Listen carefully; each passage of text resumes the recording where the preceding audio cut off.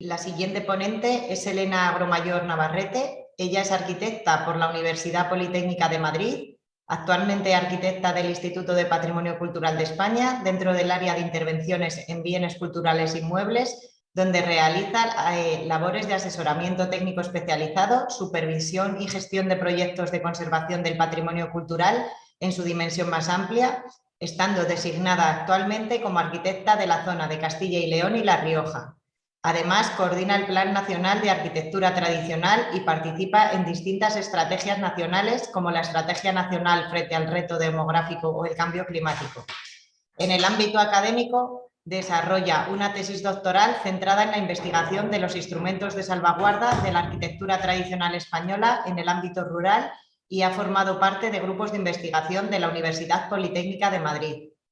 Ha organizado y participado en jornadas sobre herramientas de salvaguarda y oficios tradicionales de la construcción, criterios de intervención, estableciendo metodologías e instrumentos de gestión para la salvaguarda del patrimonio arquitectónico de la tradición y ha comisionado exposiciones sobre el patrimonio cultural.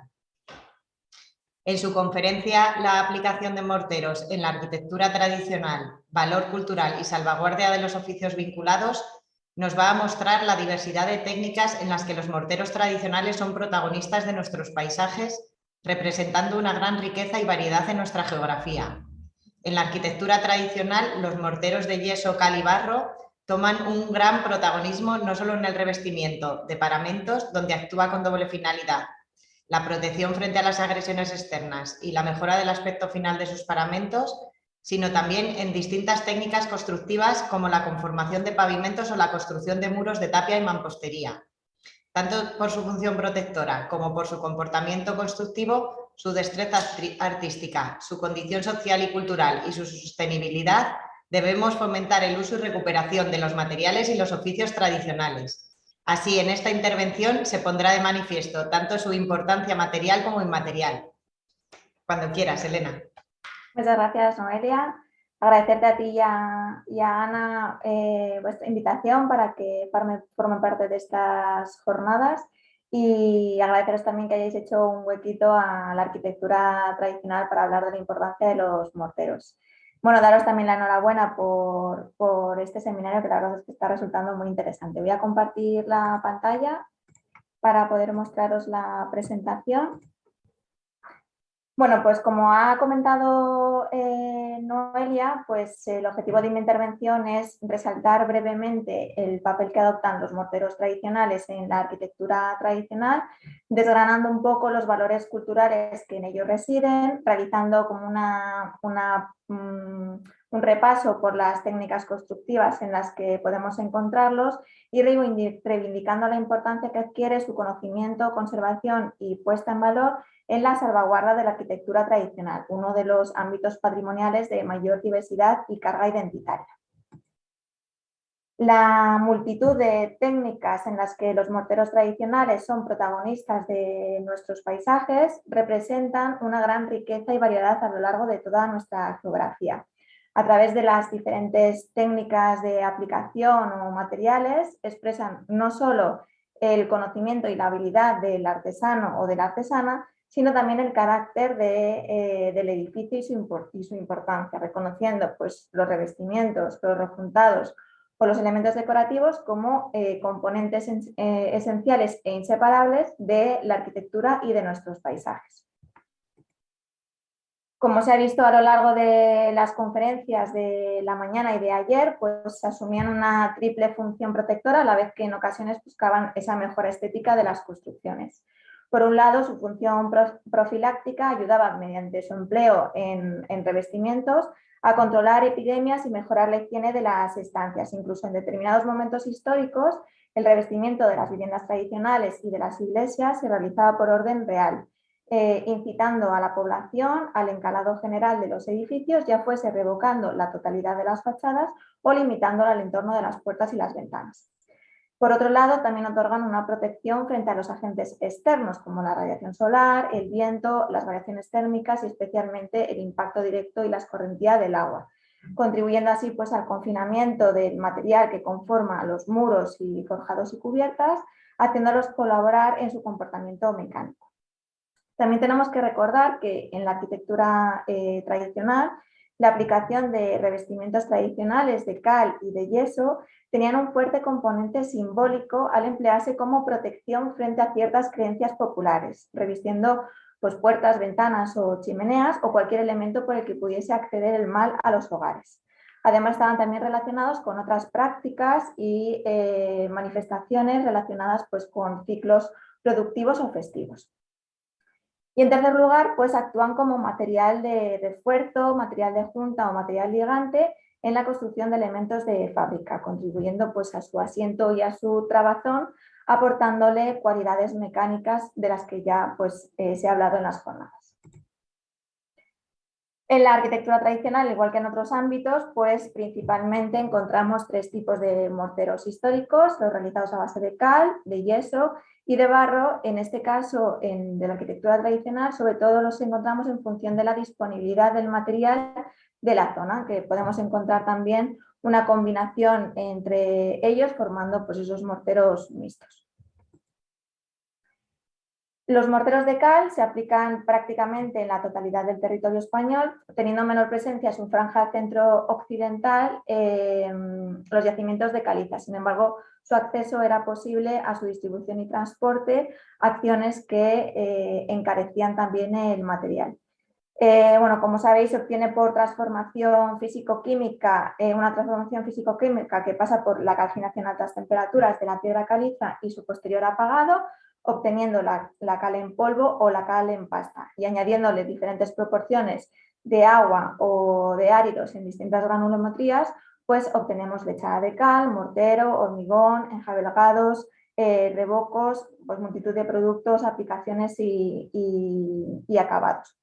El uso de la cal en los morteros proporciona pues, un acabado de gran calidad, impermeabilidad al agua líquida, permeabilidad al vapor de agua, tiene un carácter profiláctico, como hemos comentado, es un mortero muy flexible, resistente y con una gran capacidad de reflexión lumínica que la sabiduría popular pues, ha sabido emplear para atenuar las condiciones térmicas de los edificios. En el marco del Plan Nacional de Arquitectura Tradicional y en el seno de la Comisión de Seguimiento, dentro de los programas de investigación y documentación, se ha considerado necesario trabajar en un estudio de investigación sobre este material que tendrá lugar a lo largo de los próximos años, en el que se caracterice el material, las distintas técnicas en las que se emplea este material en la arquitectura tradicional y un estudio sobre su gestión y puesta en valor en España, así como su aplicación en la construcción contemporánea sostenible. El yeso es otro material extendidamente utilizado en el territorio español, principalmente en su vertiente oriental, ligado a la abundancia de yacimientos yesíferos que encontramos en esta zona de la península, como podéis ver en el mapa. Su polvo se obtiene tras someter al aljez a la calcinación de la piedra para su posterior molienda y cribado, obteniendo un polvo fino que, al igual que en el caso de la cal, pues mezclado con diferentes proporciones de agua o áridos de distinta granulometría, pues vamos a obtener la pasta de yeso, mortero, hormigón o otra infinidad de productos y acabados. El yeso aporta a los morteros propiedades aislantes térmicas, ignífugas, acústicas y también profilácticas como la cal. Se caracteriza por su rápido endurecimiento y su buena adherencia al soporte, lo que facilita su puesta en obra. Tiene una alta capacidad para absorber y ceder vapor de agua, pero en presencia continuada de humedad pues aumenta de volumen y pierde resistencia. Por tanto, siempre tenemos que proteger o fijarnos en las soluciones tradicionales, como se evita su contacto con el terreno para evitar las humedades por capilaridad o se protege en las coronaciones para evitar las filtraciones. Además, tradicionalmente se distinguían tres tipos de yeso. Las piedras más cocidas o más calcinadas se reservaban para el uso del yeso en pavimentos o yesos hidráulicos. Aquellas piedras de mejor aspecto se molían finamente, dando lugar al yeso blanco utilizado en los enlucidos, y el resto de las piedras junto a la escoria se trituraba para obtener el yeso negro que se empleaba en los guarnecidos y en los morteros de albañilería. En este caso, también en el marco del Plan Nacional de Arquitectura Tradicional, pero ya realizado, tenemos un proyecto de investigación sobre el estudio del yeso tradicional en España. En este caso, pues también se trata de dar una visión general sobre el yeso tradicional y sus usos diferentes en la arquitectura tradicional, con vistas a su recuperación, conservación y puesta en valor, realizando la caracterización del material, de las técnicas constructivas, la identificación de yacimientos, canteras, hornos y todas las técnicas constructivas en las que se emplea, y además concluye el estudio con una propuesta de itinerarios visitables para dar a conocer todo el proceso de transformación del yeso, incluyendo itinerarios ya existentes y proponiendo unos nuevos. En cuanto a los morteros de barro, pues los encontramos prácticamente en todo el territorio español, aunque debido pues, a la importancia de su contenido en arcilla como conglomerante que le aporta plasticidad y cohesión, podemos destacar las áreas geográficas resaltadas en el mapa donde se produce esa extracción de arcillas. Los morteros de barro pueden estar confeccionados únicamente con tierra, arcillas, limos, arenas y gravas, o pueden incorporar otros materiales en la masa como la paja o fibras animales, que sirven pues, para mejorar el agarre al revestimiento de soporte y el secado del mismo sin que se produzcan fisuras debido a las retracciones por la pérdida de humedad. Para mejorar sus prestaciones, también en ocasiones se estabilizan con pequeñas cantidades de cal o de yeso. Son los más sensibles, podemos decir, a la acción de los agentes atmosféricos, estando condicionados su conservación por su correcto mantenimiento. Por otro lado, también su bajo nivel de adherencia obliga a trabajar mucho más las superficies de soporte para garantizar el agarre. En el campo de la investigación de la tierra me parecía interesante destacar el proyecto COREMAS, Criterios de Intervención en Arquitectura de Tierra, un proyecto iniciativa del Instituto de Patrimonio Cultural de España que ha contado con numerosos especialistas externos dedicada pues, a la investigación y preservación del patrimonio cultural construido en tierra. En él se establecen las metodologías y los criterios más adecuados para garantizar su salvaguarda y se aborda, por supuesto, la casuística de los revestimientos realizados con mortero de barro. En cuanto a la aplicación de los morteros en la arquitectura tradicional, ya sean de cal, de yeso o de barro, los encontramos en revestimientos interiores y exteriores, tanto verticales, en enfoscados, enlucidos, revocos, estucos, esgrafiados, etcétera, como horizontales, en la ejecución de pavimentos discontinuos o pavimentos continuos, como el que podéis ver en la imagen inferior derecha. Por ejemplo, en las bóvedas subterráneas de Requena, en Valencia, pues se empleaba un pavimento realizado con mortero de yeso, además por ser este material el que se encontraba en la zona, también por su capacidad de regulación térmica. Estos morteros conforman muros estructurales de cerramiento y de tabiquerías, ya sea de forma masiva mediante encofrados, rellenando o revistiendo entramados de madera y de cestería, conformando una superficie lisa de cal, yeso o barro que producen tabiques de pequeño espesor, o recibiendo mampuestos de ladrillo, adobe o piedra, al igual que en la formación de otros sistemas constructivos o estructurales como puedan ser escaleras. Tiene su aplicación en forjados tradicionales, por ejemplo, de revoltones y vigas de madera, bóvedas encamonadas,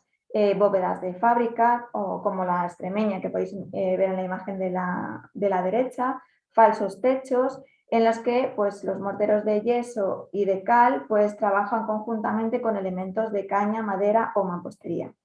También podemos destacar el empleo de la ejecución de capas de regularización y de aislamiento en cubiertas y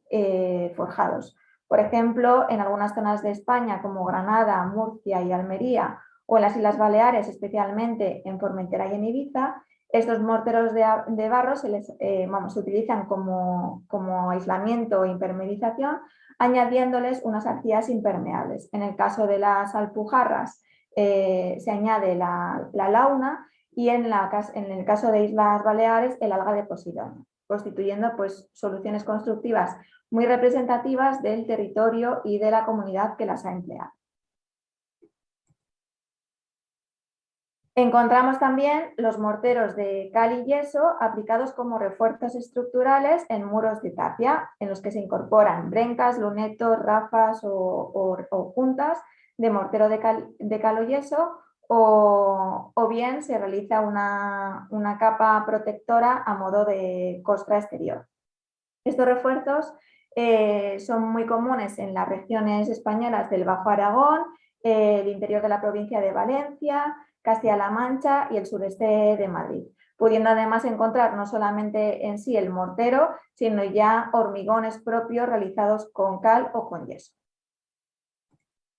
En este repaso de las aplicaciones de los morteros, tampoco podemos dejar de lado la formación de elementos decorativos y de mobiliario completamente integrados en las construcciones, como pueden ser las cornisas, las embocaduras de los huecos, alacenas, bancos, cubetas de almacenamiento o chimeneas. Todas estas aplicaciones constituyen una reserva de conocimiento respecto a las cualidades y los beneficios específicos tanto de los materiales y de las técnicas tradicionales locales como del aprovechamiento de los recursos de la zona. Cualidades y beneficios que gracias al esfuerzo de investigadores y de diferentes instituciones pues van siendo avalados por estudios de carácter científico. De ahí que tengamos que resaltar el valor científico que adquieren estos morteros tradicionales en la arquitectura tradicional.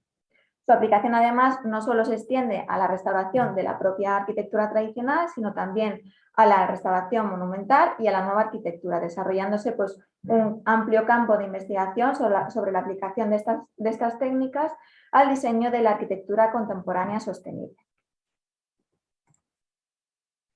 Y es que la arquitectura tradicional es ejemplo de soluciones ecológicas y bioclimáticas y por ende sus técnicas de aplicación de morteros también lo son, al realizar una gestión responsable de los recursos materiales y humanos de la zona, al lograr una arquitectura ecológica de proximidad con muy bajas emisiones de CO2 y que apenas genera residuos. Además, la aplicación de estos morteros en la ejecución de revestimientos en paramentos verticales nos ayuda a controlar de forma pasiva las condiciones de humedad del ambiente y añaden a su vez inercia térmica al soporte sobre los que se aplica. Por otro lado, estos morteros tienen gran durabilidad, aunque estas características estén condicionadas por la ejecución de labores de mantenimiento continuadas en el tiempo, pero que gracias a la sencillez de sus técnicas y de su aplicación, pues son capaces de ser realizadas por los mismos propietarios. Por último, su valor ecológico también reside en la reutilización de sus materias primas cuando, por ejemplo, la construcción o parte de ella se encuentra en ruinas. Otro de los valores culturales más importantes es la capacidad que tienen para generar unos modelos arquitectónicos únicos propios de cada lugar. Esto en este caso adquieren los morteros un papel protagonista que les otorga un alto valor identitario y de pertenencia tanto a un territorio como a una comunidad. Vemos una pequeña selección de imágenes que reflejan esta especificidad que representan, como la aplicación de determinadas técnicas decorativas, como el esgrafiado, en este caso segoviano, muy presente en la arquitectura tradicional, en el que pues, se identifica claramente con un área geográfica concreta, aunque luego cada región pues, refleje particularidades o singularidades. Pero también la manera de aplicar los rejuntados del mortero nos hablan de una tradición transmitida de forma secular, ya sea rehundiéndolo o rehundiendo el llaveado para resaltar el mampuesto, aumentando su proporción en la superficie para reducir el empleo de la mampostería o incluso resaltándolo sobre esta, creando efectos decorativos únicos como el que vemos en pantalla de la comarca de los Pedroches en Córdoba. Por otro lado, la composición de las tierras seleccionadas en los morteros empleados en los revestimientos pigmentan de forma natural las fachadas, otorgando a estos paisajes una personalidad propia, ¿no? Como en el caso de los pueblos rojos del sistema central, en el que el sustrato férrico de las tierras empleadas pues claramente toma el protagonismo, los encalados blancos del sur, los morteros más pardos, en este caso de tierras sorianas, o los calicastrados tulorenses con pigmentos de azulete. Precisamente en el empleo de los materiales propios del territorio reside su valor paisajístico, logrando una arquitectura integrada perfectamente con el paisaje, donde estas construcciones tradicionales parecen emerger directamente de él, ¿no? Logrando un equilibrio perfecto entre el territorio y los asentamientos humanos. Además, son fundamentales los valores inmateriales asociados a la aplicación de los morteros en la arquitectura tradicional, tanto respecto a los saberes y prácticas generadas en torno a ella, relacionados con la organización y aprovechamiento de los recursos, la puesta en obra, las actividades extractivas de transformación y distribución que soportan, como a sus distintas funciones y simbolismos. Además, no podemos dejar de mencionar el contexto espacial y el material donde se desarrollan los oficios tradicionales relacionados con la aplicación de estos morteros junto con sus herramientas y útiles empleados, elementos imprescindibles a la hora de mantener su simbolismo y su entorno. Sin embargo, pese a su riqueza cultural, estos oficios tradicionales, como ya se ha ido comentando a lo largo de las jornadas, pues se encuentran gravemente amenazados por las transformaciones en los cambios de vida, la industrialización, la falta de sensibilización, la aplicación de criterios dispares o inadecuados en las intervenciones arquitectónicas, pero y principalmente por la pérdida de saberes tradicionales, lo que ha provocado pues, un acelerado proceso de destrucción de este patrimonio cultural. De hecho, en numerosas ocasiones su desconocimiento conlleva la ejecución de interpretaciones inadecuadas en las cuales como mínimo pues, se ven alterados los valores culturales de este patrimonio. Por otro lado, pueden crear riesgos como la pérdida de identidad local o la incompatibilidad entre los nuevos materiales y los materiales tradicionales, ¿no? Como el uso extendido del mortero de cemento de nula transpirabilidad, ávido en sales y gran rigidez frente al uso del mortero de cal tradicional. Como instrumentos de salvaguarda de este patrimonio en peligro, tenemos que recalcar el papel fundamental que adquieren el Plan Nacional de Salvaguarda del Patrimonio Cultural y Material y el Plan Nacional de Arquitectura Tradicional. En ellos se establecen de forma colaborativa y consensuada las bases y se facilitan las herramientas para recuperar y conservar los oficios tradicionales de la construcción, abarcando a la propia población como protagonista y como portadora de los conocimientos, a los procesos de extracción, producción y distribución, a la técnica constructiva y a su puesta en obra, así como a las características de los materiales, de sus arquitecturas y de los paisajes que ha generado. Por tanto, les son de aplicación las recomendaciones, los criterios y metodologías establecidos en ambos documentos, que están basados principalmente en 4 estrategias: documentación e investigación, protección, recuperación de los oficios tradicionales de construcción y sensibilización y difusión. Por otro lado, también es preciso resaltar las ayudas del Ministerio de Cultura y Deporte para proyectos de salvaguarda del patrimonio cultural e inmaterial como herramienta de promoción y puesta en valor de estas manifestaciones inmateriales, en las que pues, desde su primera convocatoria en 2018 hemos encontrado proyectos relacionados con los distintos procesos de aplicación de los morteros tradicionales, ¿no? Y que en algunas convocatorias pues, han llegado a ser beneficiarios, pudiendo desarrollar, gracias a estas ayudas, pues diversos trabajos de documentación, difusión y transmisión de los oficios.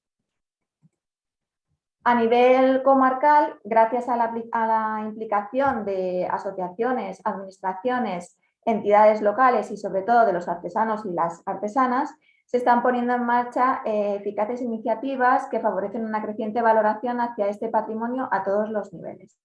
En el ámbito de la cal, quería resaltar pues, la localidad de Morón de la Frontera, en Sevilla, donde se ha recuperado y dado a conocer la forma de forma ejemplar su pasado vinculado con la producción de la cal tradicional consiguiendo la declaración de UNESCO de Patrimonio Cultural Inmaterial de la Humanidad en 2011. En Morón se sigue produciendo la cal de forma tradicional desde mediados del siglo XIX, a la vez que se avanza en su mejora e investigación científica en colaboración con distintas universidades de España. Además, desde el Museo de la Cal de Morón se difunden sus valores culturales a través de distintas publicaciones y se realizan numerosos cursos de formación destinados a diferentes niveles y especialistas. En el campo de la aplicación del yeso, quería destacar el trabajo dirigido por Camila Mileto y Fernando Vegas en la comarca del Rincón de Ademuz, en Valencia. Es una comarca caracterizada por el uso extensivo del yeso en revestimientos, pavimentos, formación de tabiques e incluso en formas de pilares estructurales, en los que se ha rehabilitado una serie de edificaciones, como la antigua escuela, el horno de yeso, el lavadero o una vivienda. En todas estas intervenciones se han guiado por el respeto hacia todos los valores culturales, pero sobre todo por la conservación de la materialidad y el empleo de los mismos materiales y las mismas técnicas tradicionales originales.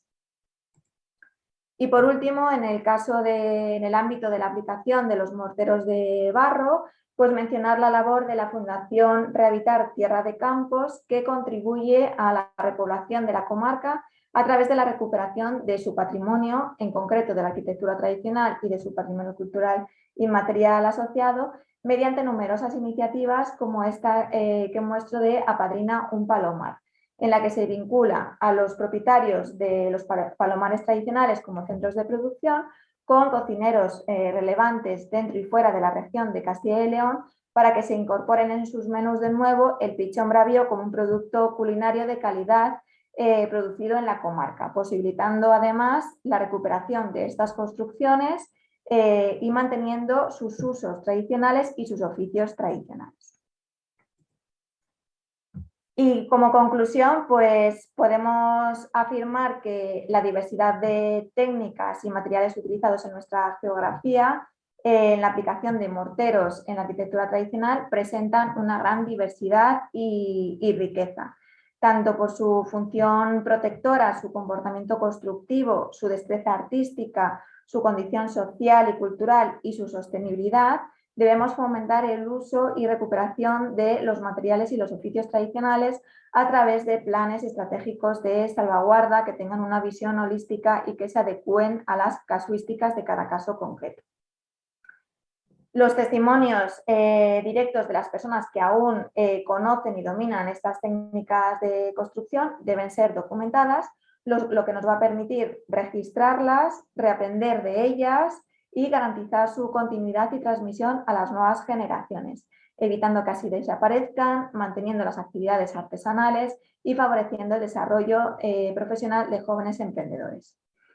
Integrarlos en la visión interdisciplinar que debe regir la intervención, pues también es indispensable, del mismo modo que han de promoverse labores preventivas y de mantenimiento como medio eficaz para salvaguardar tanto sus valores materiales e inmateriales, garantizando su continuidad. Además, sus valores, como hemos visto, identitarios, simbólicos, paisajísticos, ecológicos y científicos, se presentan como potenciales recursos de crecimiento económico, sociocultural e incluso pedagógico de innovación, capaces de ayudarnos a hacer frente a la situación de crisis socioeconómica y sobre todo energética en la que nos encontramos actualmente. Y hasta aquí mi intervención. Muchísimas gracias a todos y a todas por vuestra atención.